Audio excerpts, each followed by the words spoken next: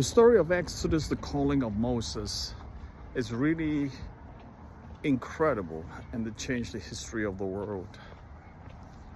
That actually established the ground for Exodus, which is the ground for the giving of the Ten Commandments. Because the Lord gave his Ten Commandments after God delivered Israel out of the oppression of Egypt. Exodus 3 verse 7, then the Lord said, I have surely seen the affliction of my people who are in Egypt, and have heard their cry because of the taskmasters. I know their sufferings, and I have come to deliver them out of the hand of the Egyptians, and to bring them up out of the land, of that land, to a good and broad land, a land flowing milk and honey. Wow.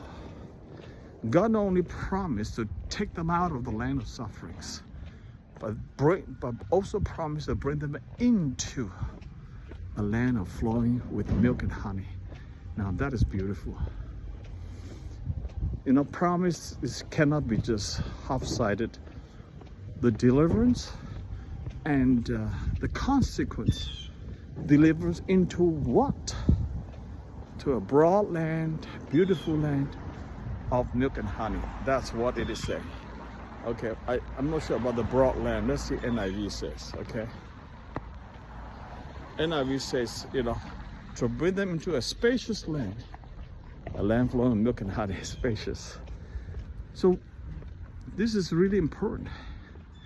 But you notice that God said, I've indeed seen the misery of my people in Egypt. I've heard them crying out because of slave drivers, and I'm concerned about the sufferings, so I've come down. So guys, I have this thing that I'm thinking in my mind. Israel was in Egypt for 400 years. I think things turned sour after the second or third Egyptian king, who did not know Joseph. He began to oppress the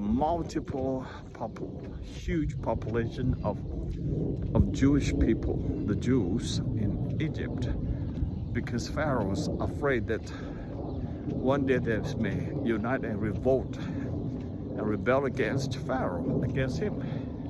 So he started to oppress them, made them work like crazy, first make bricks with straw, and then when Moses eventually came to try to fight for them, the